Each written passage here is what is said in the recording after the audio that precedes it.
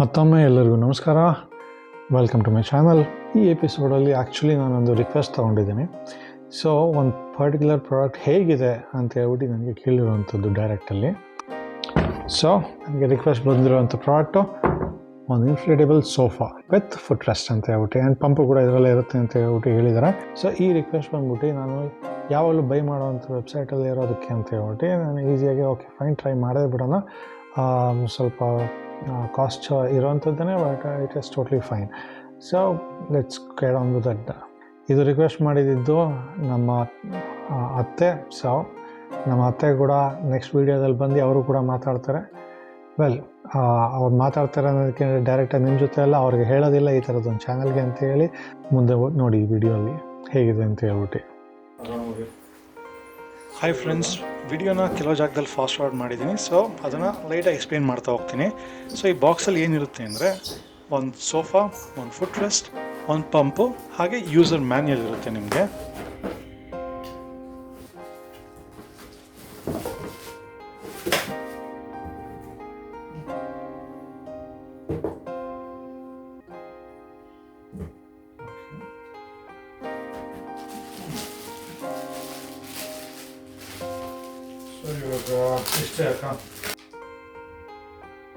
ಫಾರಿನ್ಗಳಲ್ಲೆಲ್ಲ actually ಮನೆಗಳ ಚಿಕ್ಕದಿರ್ತಿತ್ತಲ್ಲ, ಯಾರಾದರೂ ಬಂದಾಗ ಈ ಥರ ಮಾಡಿಬಿಟ್ಟು ಇಟ್ಕೊಳ್ತಾರೆ. ಇಟ್ಬಿಡ್ತಾರೆ. ಅಮ್ಮ ಅದು ಯಾವುದೋ ಅದೇನೋ ಹೇಳ್ತಾರೆ, ಸೀರೀಸ್ ಅಂತ, ಸೀರೀಸ್ ಎಲ್ಲ ಆಗ್ತಾ ಇರ್ತಾಳಲ್ಲ, ಅದರಲ್ಲೆಲ್ಲ ಈ ಥರನೇನೆ ಎಲ್ಲ ಈ ಥರ ಸುಮ್ಮನೆ ಹಾಕೊಂಡೆಲ್ಲ ಆಮೇಲೆ ಖಾಲಿ ಮಾಡ್ಕೊಂಡು ಹೋಗ್ಬೇಕಾದ್ರೆ ಆರಾಮಾಗೆಲ್ಲ ಎಷ್ಟು ಚೆನ್ನಾಗಿ ಪ್ಯಾಕ್ ಮಾಡಿಕೊಂಡು ಹಂಗೆ ಆ ಥರ ಸಬ್ ಸೀರೀಸ್ ಇಷ್ಟೇ. ಅವಾಗ ಫ್ರೆಂಡ್ಸ್ ಎಲ್ಲ ಬಂದಾಗ ಈ ಥರದೆಲ್ಲ ಕೂತ್ಕೊಳ್ಳೋಕ್ಕೆ.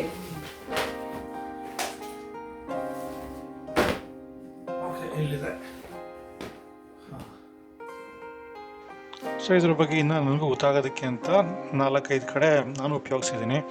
ಸೊ ನಾನು ನಮ್ಮ ಹುಡುಗರು, ನನ್ನ ಫ್ರೆಂಡ್ಸ್ಗಳು ಯಾರಾದರೂ ಮನೆಗೆ ಬರ್ತಾರೆ, ಆವಾಗ ಟೆರೆಸ್ಗೆ ಹೋಗಿ ಅವ್ರ ಜೊತೆ ಸುಮ್ಮನೆ ಚಿಲ್ ಮಾಡಬೇಕು ಅಂತ ಹೇಳ್ಬಿಟ್ಟು ಒಂದು ಚೇರ್ ಕಡಿಮೆ ಆಗೋಯ್ತು ಎಲ್ಲೋ, ಆವಾಗ ಇದನ್ನು ತೊಗೊಂಡೋಗಿ ಇನ್ಫ್ಲೇಟ್ ಮಾಡಿಬಿಟ್ಟು ಅಲ್ಲಿ ಇಟ್ಟಾಗ ವೆಲ್ ಅದ್ರ ಮೇಲೆ ಯಾರು ಕೂತ್ಕೊಳ್ತಾರೆ ಅಂತ ಜಗಳ ಆಡ್ತಾಯಿದ್ರು.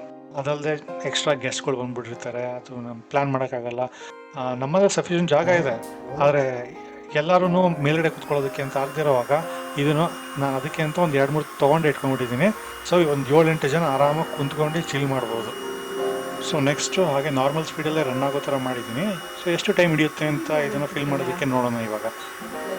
ಸೊ ಟೈಮ್ ನೋಡ್ಕೊಳ್ತಾ ಇರಿ ಎಷ್ಟೊತ್ತಾಗ್ತಾ ಇದೆ ಅಂತ. ನಾನು ನೋಡಿರೋ ಪ್ರಕಾರ ಇದು 1.5 ನಿಮಿಷ ಆಗುತ್ತೆ ಪೂರ್ತಿ ಫಿಲ್ ಆಗೋದಕ್ಕೆ ಸೋಫಾ.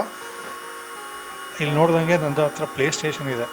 ಸೊ ನಾನು ನನ್ನ ತಮ್ಮ 4-5 ಜನ ಆರಾಮಾಗಿ ಕುಂತ್ಕೊಂಡು ಆಡೋದಕ್ಕೆ ಸರಿ ಹೋಗ್ತಾ ಇದೆ. ಸೊ ಲಿವಿಂಗ್ ಏರಿಯಾದಲ್ಲಿ ಆಯಿತು, ನಾನು ಬೆಡ್ರೂಮಲ್ಲಿ ಯೂಸ್ ಮಾಡೋಕ್ಕೆ ಹೋಗಲ್ಲ, ಆದರೆ ಬಾಲ್ಕನಿಯಲ್ಲಿ ಯಾವಾಗಾದ್ರೂ ನನಗೆ ಕೆಲಸ ಮಾಡಬೇಕು ಅಂತ ಅನ್ನಿಸ್ತಾ ಹೋಗೋ ಇನ್ಫ್ಲೇಟ್ ಮಾಡೋಕ್ಕೆ ಕುಂತ್ಕೋ ಆರಾಮಾಗೆ. ನಮ್ಮ ಮನೆಯಲ್ಲಿ ಪರಿಸರ ಕೂಡ ತುಂಬ ಚೆನ್ನಾಗಿದೆ, ಗ್ರೀನರಿಗಿದೆ. ಸೊ ಆರಾಮಾಗಿ ಕುಂತ್ಕೊಂಡು ವರ್ಕ್ ಮಾಡೋದಕ್ಕೂ ನನಗೆ ಚೆನ್ನಾಗಿರುತ್ತೆ. ನಾನು ವರ್ಕ್ ಫ್ರಮ್ ಹೋಮೇನೆ, ಸೊ ಅದನ್ನೇ ಮಾಡ್ತಾಯಿರ್ತೀನಿ ನಾನು. ಅದಲ್ಲದೆ ಇದು ಪೋರ್ಟೇಬಲ್ ಆಗಿರೋದಕ್ಕೆ ಯಾವುದಾದ್ರೂ ಟ್ರಿಪ್ಗೆ ಅಥವಾ ಎಲ್ಲರೂ ನೀವು ಆಚೆ ಹೋಗ್ತಾ ಇದ್ದೀರಾ, ಆದರೆ ಅಲ್ಲಿ ಕುಂತ್ಕೊಳ್ಳೋದಕ್ಕೆ ನೀವು ಚೇರು ಅದು ಇದು ಏನು ತೊಗೊಂಡೋಗೋಕ್ಕಾಗಲ್ಲ. ಬಟ್ ಈ ಥರದೊಂದು ಪೋರ್ಟೇಬಲ್ ಒಂದು ಡಿವೈಸ್ ಇತ್ತು ಅಂದರೆ ನಿಮಗೆ ಪ್ಲಗ್ ಮಾಡೋದಕ್ಕೆ ಒಂದು ಜಾಗ ಇದ್ದರೆ ಸಾಕು, ಆರಾಮಾಗಿ ಅದನ್ನು ಇನ್ಫ್ಲೇಟ್ ಮಾಡಿಬಿಟ್ಟು ಆರಾಮಾಗಿ ಕುಂತ್ಕೊಂಡು ಚಿಲ್ ಮಾಡ್ಕೊಂಡು ರಿಲ್ಯಾಕ್ಸ್ ಮಾಡ್ಬೋದು ಎಲ್ಲೇ ಇದ್ರೂ.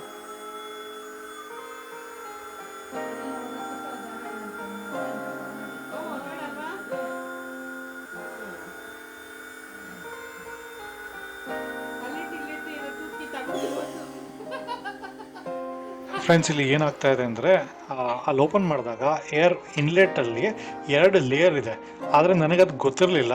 ಅದಕ್ಕೆ ನಾನು 2 ಲೇಯರ್ ತೆಗೆದುಬಿಟ್ಟು ಮಾಡಿದೆ. ಆದರೆ ಒಂದೇ ಲೇಯರ್ ತೆಗಿಬೇಕಾಗಿರೋವಂಥದ್ದು ಇನ್ನೊಂದು ಲೇಯರಲ್ಲಿ ಹಾಕಿದ್ರೆ ಪಂಪ್ ತೆಗೆದ್ರೂ ಏರ್ ಔಟ್ ಆಗದೆ ಇರೋ ಥರ ಮೆಕ್ಯಾನಿಸಮ್ ಇದೆ ಅದರಲ್ಲಿ.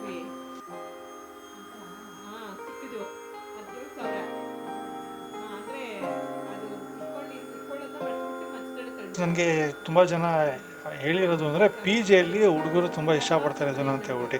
ಸ್ವಲ್ಪ ನನ್ನ ಫ್ರೆಂಡ್ ಇದ್ದಾನೆ, ಅವ್ನು ಬಂದಾಗ ಅವ್ನು ಹೇಳ್ದ ಇದು ತುಂಬ ಚೆನ್ನಾಗಿದೆ, ನನ್ನ ಪಿ ಜಿಯಲ್ಲಿ ನಮ್ಮ ಹುಡುಗರು ಒಬ್ಬೊಬ್ಬರು ಹೇಳ್ತಾರೆ ಸೋಫಾ ಏನಾದ್ರು ಬೈ ಮಾಡಿದ್ರೆ ಮತ್ತೆ ತೊಗೊಂಡೋಗೋದು ಮಾಡೋದು ತುಂಬ ಕಷ್ಟ ಆಗುತ್ತೆ ಅಂತ ಹೇಳ್ತಾರೆ. ಆವಾಗ ಈ ಥರದ್ದು ನನಗೆ ತುಂಬ ಉಪಯೋಗ ಆಗುತ್ತೆ ಅಂತ ಅವ್ನು ಕೇಳಿ ಅವನು ಕೂಡ ಒಂದು ಬೇಕು ಅಂತ ಹೇಳಿದ್ದೆ ನನಗೆ. ಸೊ ಅದನ್ನು ಗುರ್ತು ಬಂದಿದ್ದಕ್ಕೆ ಹೇಳ್ತಾ ಇದ್ದೀನಿ ನಿಮಗೂ. ಅರ್ಧ ಗಂಟೆ ಮಾಡ್ಬೋದು, ಬೇಕಾದ್ರೆ ಬೆಳಗ್ಗೆ ಸಾಯಂಕಾಲ ಅರ್ಧ ಗಂಟೆ ಮಾಡ್ಕೊಳ್ಳಿ ಅಂತ ಹೇಳಿದ್ದಾರೆ. ಈಗ ಅಮ್ಮನೂ ಅಷ್ಟೇ ಮನೇಲೆ ಮಾಡ್ಕೊಂಡ್ಬಿಡ್ಬೋದು. ಹಾಂ, ಕುತ್ಕೊಳ್ಳೋ, ನೀನು ಕುತ್ಕೋ. ಸೂಪರ್, ಚೆನ್ನಾಗಿತ್ತಲ್ಲ? ಆರಾಮಾಗೈತೆ. ಗೇಮ್ ಆಡೋದಕ್ಕೆ ಸಕ್ಕತ್ತಾಗಿ ಅಲ್ಲ?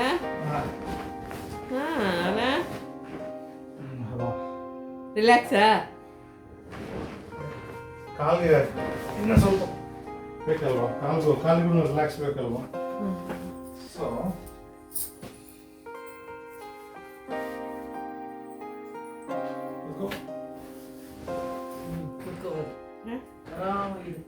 ನಿದ್ದೆ ಮಾಡಕ್ಕೂ ಚೆನ್ನಾಗಿದೆ ಕಣೆ ಬೇಬಿ. ಟೆರೆಸ್ ಮೇಲೆ ಹಾಕೊಂಡು ಮಲ್ಕೊಂಡ್ಬಿಡಕ.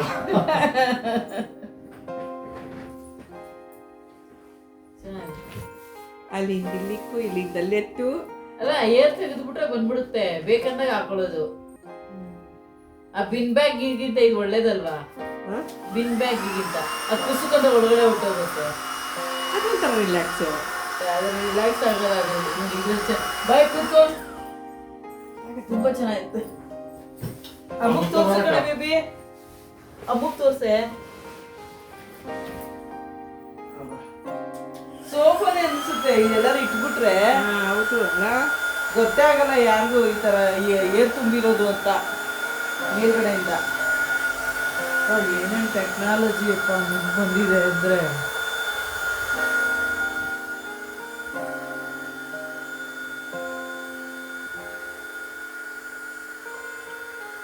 ಸೊ ನಮ್ಮ ಮನೆ ಸ್ವಲ್ಪ ದೊಡ್ಡದಾಗಿರೋದಕ್ಕೆ ಇದೆಲ್ಲ ನಾನು ಸ್ಪೇರ್ಗೆ ಯೂಸ್ ಮಾಡ್ತಾ ಇರೋದಿದ್ದೀನಿ. ಬಟ್ ಎಷ್ಟೊಂದು ಜನ ಮನೆಗಳು ಸ್ವಲ್ಪ ಚಿಕ್ಕದಾಗಿರುತ್ತೆ. ರೆಂಟೆಡಲ್ಲಿರುವಾಗ ಮನೆ ಶಿಫ್ಟಿಂಗ್ ಟೈಮಲ್ಲಿ ತುಂಬ ತೊಂದರೆ ಆಗುತ್ತೆ. ಕೆಲವುದು ಶಿಫ್ಟಿಂಗ್ ಮಾಡೋಕ್ಕೆ ಆಗದೆ ಇರೋವಂಥ ಜಾಗಗಳಿರ್ತವೆ. ಇದು ತುಂಬ ಲೈಟ್ ವೆಯ್ಟು, ಒಬ್ಬರು ಒಂದು ಕೈಯಲ್ಲಿ ಇಟ್ಕೊಂಡು ಹೋಗ್ಬಿಡೋದು, ಒಬ್ಬರೇನೇ ಬೇಕಂದ್ರೆ 4 ಇಟ್ಕೊಂಡು ಹೋಗ್ಬಿಡ್ಬೋದು. ಇದನ್ನು ಆ ಥರ ಅಷ್ಟು ಸಿಂಪಲಾಗಿರುತ್ತೆ ಇದನ್ನು ಯೂಸ್ ಮಾಡೋದಕ್ಕೆ ಆಗಿರಲಿ ಅಥವಾ ಟ್ರಾನ್ಸ್ಪೋರ್ಟ್ ಮಾಡೋದಕ್ಕೆ ಆಗಿರಲಿ. ಡೆಫಿನೆಟ್ ಚಾಯ್ಸು ನಮ್ಮ ನ್ಯೂಕ್ಲಿಯರ್ ಫ್ಯಾಮಿಲೀಸ್ಗೆ.